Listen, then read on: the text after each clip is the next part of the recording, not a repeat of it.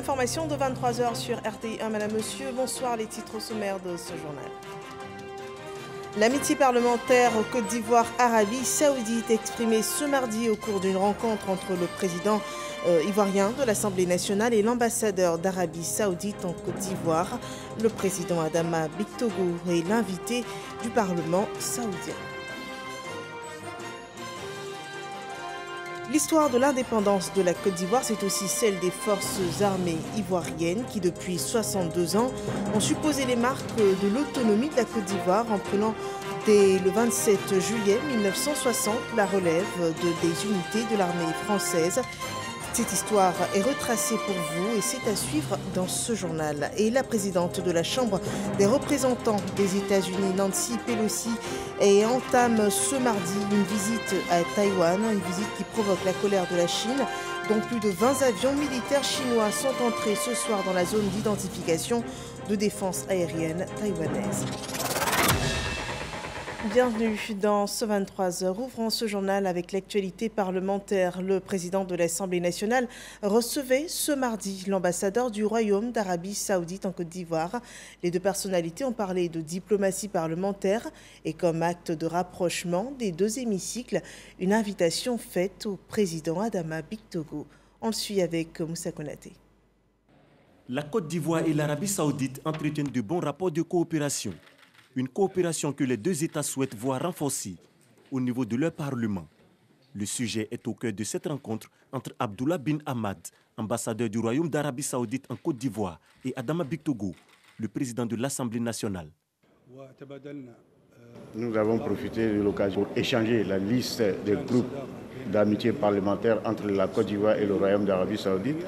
Nous souhaitons renforcer les relations parlementaires entre le Conseil consultatif du Royaume d'Arabie Saoudite qui est Al-Shura et le Parlement de la République de Côte d'Ivoire. Le rapprochement entre les institutions parlementaires des deux pays, une initiative qui s'inscrit dans le cadre de la diplomatie parlementaire prônée par le président Adama Bictogo. Cette visite s'inscrit dans le prolongement de l'excellence des relations entre le président Alassane Ouattara et le roi d'Arabie Saoudite. Je crois que la diplomatie parlementaire viendra être un plus de l'excellence de la diplomatie existante déjà entre le roi de l'Arabie Saoudite et le président son Excellence Alassane Ouattara. L'ambassadeur d'Arabie Saoudite a invité le président de l'Assemblée nationale à effectuer une visite de travail et d'amitié dans son pays. Une invitation à laquelle Adama Bictogo a répondu favorablement. Une séance d'information au Sénat à Yamoussoukro animée par Léon Désiré Zalo, conseiller au Conseil d'État et en sa qualité d'expert du domaine du foncier rural en Côte d'Ivoire. Il a répondu aux préoccupations des sénateurs pour ce qui est de l'état des lieux et perspectives de la mise en œuvre de la loi sur le foncier rural, les règles et principes de ce domaine, la procédure de délivrance des titres de propriété foncière rurale. Suivons le résumé de la séance avec Kader Sogodogo. La loi sur le foncier rural. Le numéro 98-750 du 23 décembre 1998. 29 articles répartis en 6 chapitres. Malgré l'existence d'un contenu juridique, les conflits sont légion. La Chambre haute du Parlement, le Sénat, veut crever l'abcès. Léon Désiré Zalo, magistrat, conseiller au Conseil d'État, est face aux sénateurs qui veulent en savoir davantage. Exposé, questions, réponse. Désiré Zalo apporte des éclaircies. Il y a un certain nombre de malentendus qui vont être levés. Et c'est seulement que ces malentendus vont être levés que les populations vont adhérer à cette loi. Et les populations doivent adhérer. Parce que cette loi leur apporte quoi? Cette loi restitue à leurs biens, régis par les droits coutumiers, leur vraie valeur. C'est-à-dire la terre rurale sera dorénavant un bien qui constitue une richesse. La loi de 1989 sur le foncier rural doit pouvoir régler les conflits existants. Pour la vulgariser déjà, il faut la connaître. Et organiser des campagnes d'information et de sensibilisation sur tout le territoire national, au niveau des régions, au niveau des départements, au niveau des sous-préfectures, au niveau des villages et même au niveau des campements. Même si le campement n'est pas une entité légale reconnue par l'administration du territoire, mais les populations qui vivent dans les campements doivent également être informées du réel contenu de la loi relative au domaine foncier rural. Foncier rural, foncier urbain. Le colloque à venir, à l'initiative du président du Sénat, Jeannot Ahoussou-Kouadio, sera certainement une contribution pour un climat social apaisé. Le directeur de l'Agence française de développement achève sa mission en Côte d'Ivoire après 4 années passées à accompagner le gouvernement ivoirien dans ses actions contre la pauvreté et le développement durable avec plus de 2000 milliards de francs CFA débloqués, cela au nom de la coopération entre la Côte d'Ivoire et la France. Emmanuel Desboises a eu droit à la reconnaissance de l'État ivoirien qui l'a élevé au grade d'officier dans l'ordre national du mérite ivoirien. Le point de Lanciné Bakayoko. Durant les 4 dernières années, la santé, l'agriculture, l'hydraulique, l'assainissement, les infrastructures routières, l'énergie, la sécurité et les appuis budgétaires auront été les principaux leviers qui ont bénéficié de l'engagement de l'Agence française de développement en Côte d'Ivoire. Ces engagements, aussi bien au niveau des prêts souverains que du contrat de désendettement et de développement, s'élèvent à 2902 milliards de francs CFA. Et M. Desboises y a contribué substantiellement, particulièrement les prêts souverains et le 3e C2D à hauteur respectivement de 1000 milliards de francs CFA et de 751 milliards de francs CFA, soit 60% des concours de son institution en seulement 4 ans. Nous l'avons vu s'investissant pleinement à la recherche des solutions optimales et de compromis dans les discussions tout en veillant au respect des règles et procédures de son institution. Malgré ce départ inhérent à la mobilité et à la rotation qui rythme le parcours des expatriés dans les institutions, le dynamisme de la coopération construite sera maintenu et renforcé à la hauteur de la qualité des relations bilatérales entre la France et la Côte d'Ivoire. En 4 ans, c'est pas moins de 246 missions de l'AFD. Alors ça paraît comme ça un chiffre, et en plus on a eu le Covid entre les deux qui est un petit peu contraint pendant une période.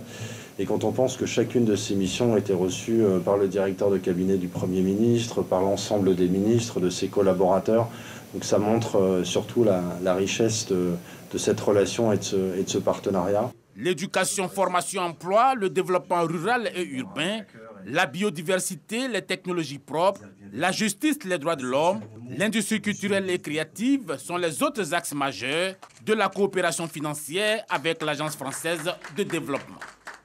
Voilà, et la Côte d'Ivoire qui entretient des rapports de coopération avec la France, signe d'une république autonome et indépendante. Le pays se prépare d'ailleurs à célébrer les 62 ans de la proclamation de son indépendance.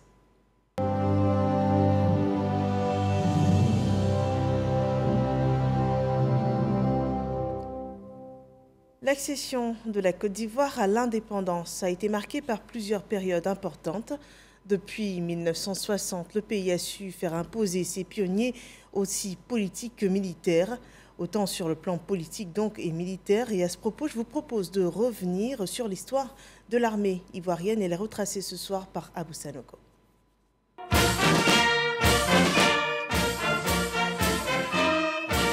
L'armée ivoirienne est née au lendemain de l'indépendance de la Côte d'Ivoire.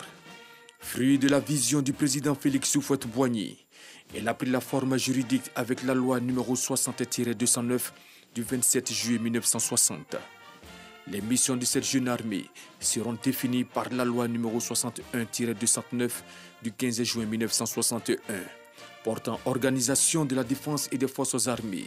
Les premiers serviteurs de l'armée ivoirienne sont Félix Houphouët-Boigny, président de la République, fondateur des forces armées ivoiriennes dont la vision était de bâtir une petite armée moderne, bien équipée et bien entraînée, capable de défendre la patrie. Jean Konabani, ministre de la Défense et du Service civique. Gervais Kofi, directeur du cabinet du ministre de la Défense. Robert Lamizana, attaché de cabinet. Et plus tard, dès 1963, Mbaya Blé Kouadio, ministre des Forces armées et du Service civique, Le chef suprême des armées venait ainsi d'entériner l'organisation de l'armée ivoirienne avant de procéder à la signature des premières nominations. Le capitaine Ouattara Paul Touma Dakin est promu chef de bataillon, chef d'état-major des forces armées nationales de Côte d'Ivoire FANSI, la gendarmerie nationale. Au cours d'une cérémonie officielle, 1800 hommes et du matériel ont été également transférés dans les pelotons mobiles de la gendarmerie nationale. La gendarmerie a ainsi sa compétence nationale. De plus, la Côte d'Ivoire, avec ses 500 km de côte et son réseau de lagunes, se devait de posséder une marine nationale. Sous les ordres du lieutenant de vaisseau Durand, les marins ivoiriens sont installés provisoirement dans des baraques au quai des Bananiers. L'armée de l'air, la date du 30 septembre 1961 est choisie pour la cérémonie de transfert qui a lieu à Port-Boué. Sont transférés à l'escadrille ivoirienne le personnel et le matériel prélevés sur l'unité aérienne française stationnée à Bouaké en Côte d'Ivoire. Son Excellence Léon Brasseur, ambassadeur de France en Côte d'Ivoire, qui remet à Jean Konabani, ministre de la Défense nationale et du service civique, 3 avions, un Dakota et 2 broussards. Un hélicoptère C4 viendra s'ajouter aux autres aéronefs ainsi que 2 Alouettes 2 en 1964. À l'origine stationnée à Abidjan au Camp Mangin, l'armée ivoirienne, au cours de la première année, s'implante progressivement sur toute l'étendue du pays. D'Abidjan à Korogo, de Bondoukou à Man, dans les villes et villages les plus éloignés de la capitale, les habitants virent les soldats, les premiers recrues de l'armée ivoirienne installer leurs tentes. Depuis 2011, la modernisation des forces armées de Côte d'Ivoire est en marche. Les moyens de combat, terre, air, mer et de toutes les unités s'accroissent, ainsi que ceux des conditions de vie des hommes.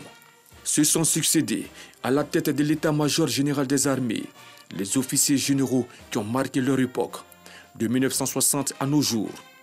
Le général de corps d'armée, Ouattara Paul Touma Dakin, de 1961 à 1974. Le général de corps d'armée Ibrahima Koulibaly, de 1974 à 1979.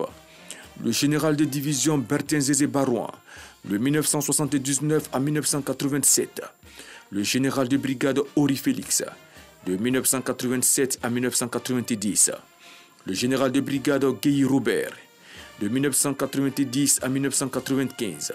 Le vice-amiral Lassana Timité, de 1995 à 1999. Le général de brigade Soumaïla Diabakate, de 1999 à 2000. Le général de division Mathias Doué, de 2000 à 2004. Le général de corps d'armée Philippe Mangou, de 2004 à 2011. Le général de corps d'armée Soumaïla Bakayoko, de 2011 à 2017. Le général de corps d'armée Touré Sekou, de 2017 à 2018. Et le général de corps d'armée Lassina Doumbia, depuis le 31 décembre 2018. Voilà de beaux souvenirs qui font toujours la fierté des Ivoiriens. Et cette année, la capitale politique ivoirienne Yamoussoukro sera le lieu de la célébration officielle de l'indépendance. La ville est déjà rythmée par cette fête nationale et le mythique hôtel président et tout autre site d'hébergement et de restauration sont prêts à recevoir leurs invités. Éric Goret. Les 28 degrés de ce matin sont passés à 34 degrés cet après-midi à Yamoussoukro. Le temps est clément avec le soleil doux qui a pris progressivement la place de la belle pluie à laquelle nous avons eu droit.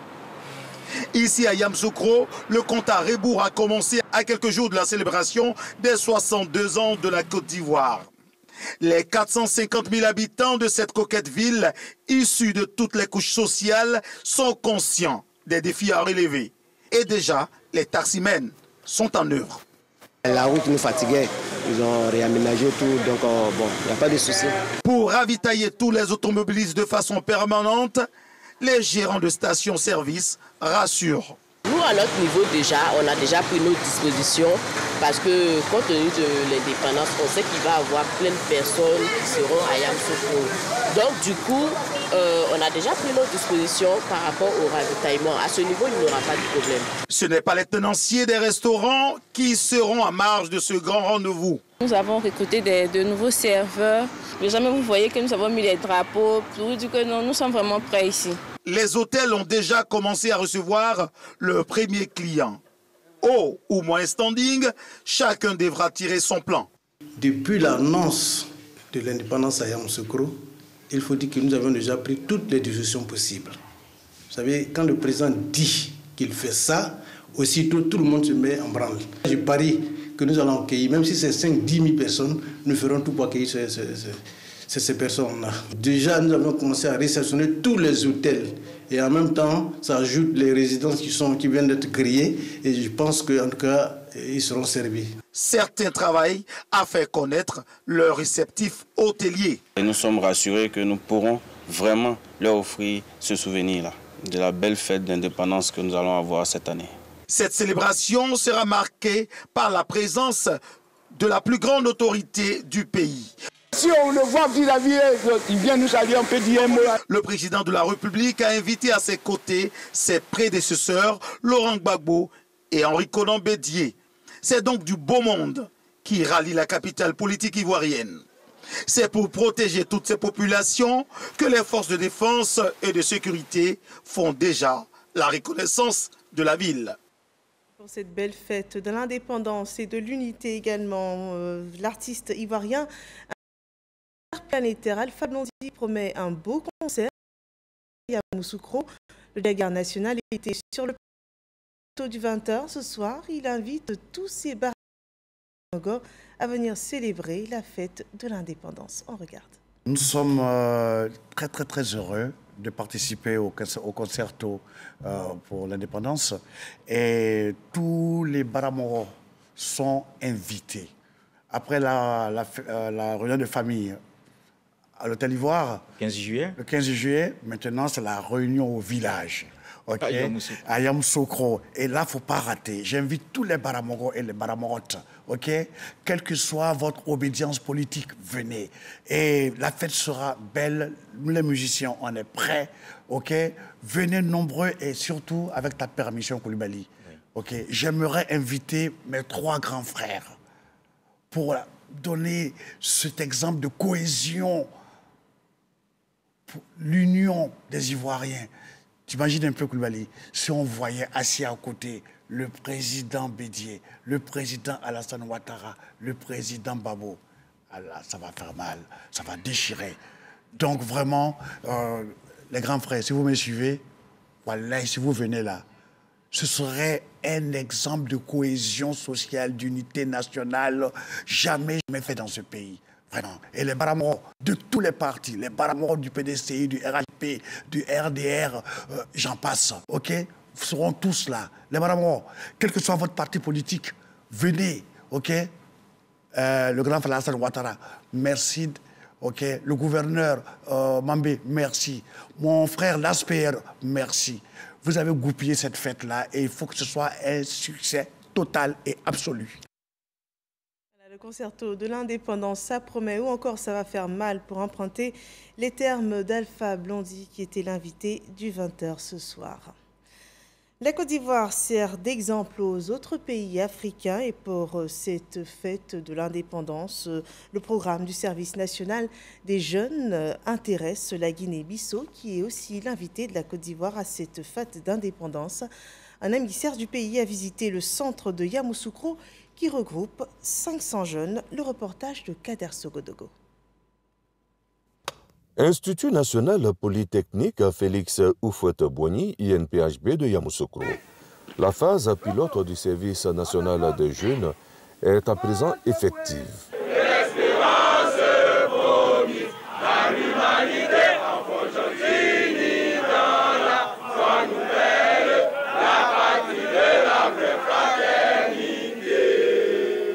À peine lancé, le modèle ivoirien suscite déjà des convoitises. La Guinée-Bissau est venue s'imprégner de ce modèle de prise en main de sa jeunesse à travers le civisme et le respect de certaines valeurs. Son ministre de la Culture, de la Jeunesse et du Sport, Augusto Gomez, est accueilli par Moussa Kader Diaby, directeur général de l'INPHB, et par des responsables du service national des jeunes. Échange avec les jeunes, découverte du contenu de la formation et présentation de l'INPHB. La Guinée-Bissau dit avoir frappé à la bonne porte. Je suis en train de faire des visites aux structures partenaires du ministère de la Jeunesse pour prendre des expériences de la Côte d'Ivoire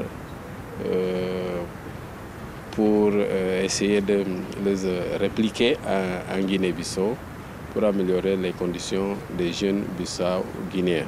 Yamoussoukro habite le 7 août 2022 les festivités liées à la célébration de l'an 62 de l'anniversaire de l'indépendance de la Côte d'Ivoire. La Guinée-Bissau annonce sa participation effective. On est en préparation pour la fête du pays. Nous sommes ensemble dans ça. Mon président, son Excellence Oumaro Sissoko Embalo, président en exercice de la CEDEAO, il sera là en tant qu'invité d'honneur pour participer à cet événement très important de notre pays, la Côte d'Ivoire, mais de tous les pays de la CEDEAO. Les jeunes du service national ont gratifié l'hôte du jour d'un défilé. C'est juste un aperçu du spectacle qu'ils offriront le 7 août 2022 à la place Jean-Paul II en présence du président de la République Alassane Ouattara et de ses invités. Et la Côte d'Ivoire, c'est aussi des signes de solidarité. La ministre Miss Belmondo Dogo encourage la résilience d'un bachelier amputé du bras droit à 2 mois de la composition des examens du baccalauréat. Le point avec Frédéric Oulaï et Didier Nguessin. Âgé de 17 ans, Mustapha vient de réussir son baccalauréat session 2022 avec 294 points. Un examen obtenu au prix de grande douleur. En avril dernier, il est victime de fractures au bras droit lors des épreuves physiques. Vu la gravité de l'accident, Mustapha est amputé mais ne perd pas espoir d'achever l'année scolaire. Il a reçu le soutien de son professeur de physique et de son médecin.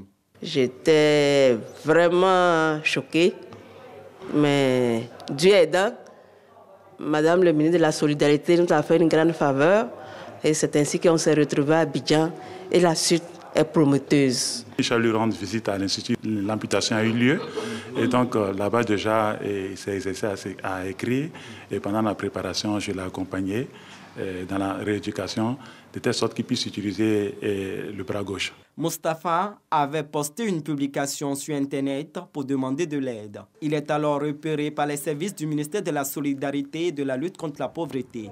48 heures après, il est reçu par la ministre Miss Belmondo Dogo, qui lui traduit la solidarité du gouvernement. Ce qui nous a marqué, c'est sa résilience. Seul, il a appris à écrire avec la main gauche et ensuite son professeur l'encadrer pour lui permettre d'avoir une meilleure écriture. Le ministère va l'accompagner. Nous lui avons dit que nous lui donnons 4 ans pour qu'il sorte ingénieur en bâtiment. Et pour nous, il mérite une bourse d'études. Non seulement il est meilleur, parce qu'avoir 95 points sur 100 en mathématiques, il mérite tout l'accompagnement du gouvernement. Cette solidarité est aussi matérialisée par des dons en numéraire ainsi que des engagements pour des prises en charge universitaires et médicales. De quoi soulager le nouveau bachelier. Dès le début même, avec l'aide des professeurs, des amis et parents, c'est passé très vite, donc je n'ai pas tout ressenti cette douleur. Un grand remerciement à Madame le ministre de la Solidarité et aussi au niveau d'Abengoundon Drena qui a vraiment tout fait. Dès le départ jusqu'à aujourd'hui. À la demande du ministère, Mustapha va bientôt bénéficier d'une prothèse d'ici fin septembre. Voyons à présent le point Covid de cette journée.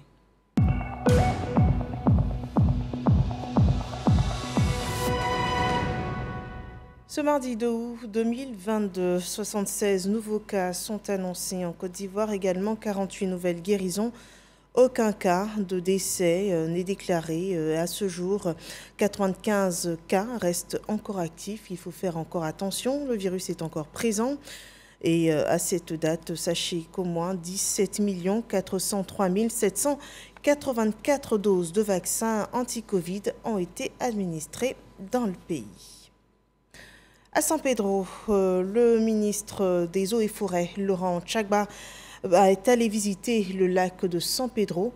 Il promet l'aménagement de ce lac. On voit les différents enjeux de cet aménagement avec Sam Kona. En janvier 2022, l'opération de dénombrement et d'identification des oiseaux d'eau effectuée par les services forestiers du San Pedro a estimé un effectif de 3150 oiseaux d'eau, répartis entre 14 espèces migratoires et sédentaires. Ce résultat place le lac de San Pedro au deuxième rang d'importance des sites ivoiriens d'observation dans le cadre du programme international de dénombrement et d'identification des oiseaux d'eau.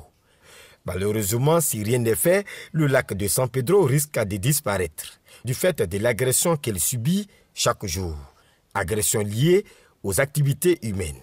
En visite de travail dans la cité balnéaire, le ministre des Eaux et Forêts, Laurent Tchagba, est allé constater l'état d'agression de ce lac.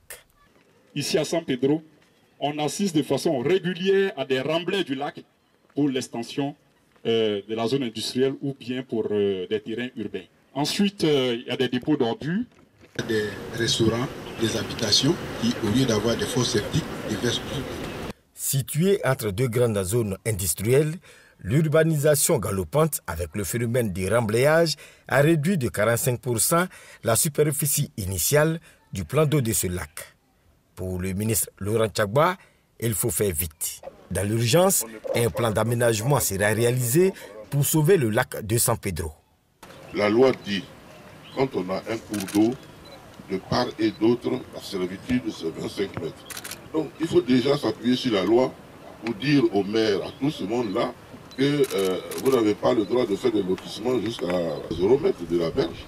À compter de ce jour, on a constaté que vous remblayez ceci, cela, il faut arrêter. Prenons nos responsabilités et travaillons à sortir un plan d'aménagement de ce site-là. Des campagnes de sensibilisation sur la non-agression du lac vont être menées avant la phase de répression, a ajouté le ministre Laurent Tchagba. Les organisations professionnelles de commerçants sont sensibilisées sur l'application des mesures prises par le gouvernement pour juguler la vie chère en Côte d'Ivoire. Elles ont été rencontrées par le Conseil national de lutte contre la vie chère. Michel Mambo. 3 heures d'échange à bâton rompu. Principal sujet évoqué, la lutte contre la cherté de la vie. Pour faire face à la hausse des prix constatée ces derniers mois sur certains produits de grande consommation, le gouvernement ivoirien a pris des mesures. Plafonnement des prix, affichage systématique, subvention des boulangers, entre autres. Des mesures censées soulager les ménages ivoiriens. Mais constat sur le terrain, certains commerçants ne l'entendent pas de cette oreille. La Direction générale du commerce de l'intérieur et le CNLVC, Conseil national de lutte contre la vie chère, une énième fois, on appelle au civisme et au sens de la responsabilité des acteurs du secteur. Il est inadmissible que ces mesures ne soient pas ressenties par les populations parce que certains maillons de la chaîne ne respectent pas les règles, n'appliquent pas les prix plafonnés. Le ministre du Commerce, de l'Industrie et de la Promotion des PME, M. Souleymane Derassouba, a souhaité que nous rencontrions les organisations et leur rappeler qu'ils ont l'obligation de les appliquer. L'administration du commerce est d'une démarche tolérance zéro en ce qui concerne les non-respect des mesures de plafonnement des prix et d'affichage des prix. Engagement pris, les responsables des organisations professionnelles de commerçants veulent bien compter sur le soutien du gouvernement. Nous partons en retour expliquer à nos commerçants et aux opérateurs économiques. Et moi, mes préoccupations, c'est de revoir les grossistes et les usiniers, de revoir les prix. Nous faisons la couture vivrière, nous plantons, nous vendons, nous achetons. Donc on a besoin du matériel. La lutte contre l'anarchie dans le secteur du commerce est également engagée. Une carte d'identité du commerçant est en vue. Dans l'actualité internationale, la présidente de la Chambre des représentants des États-Unis, Nancy Pelosi, entame ce mardi une visite à Taïwan. Une visite qui provoque la colère de la Chine, dont plus de 20 avions militaires sont entrés dans la zone d'identification de défense aérienne taïwanaise. La venue de la présidente de la Chambre des représentants américaine est vivement condamnée par Pékin qui considère Taïwan comme l'une de ses provinces encore non réunifiées au reste du territoire chinois. Voilà qui met un terme à ce journal. Merci de nous avoir suivis.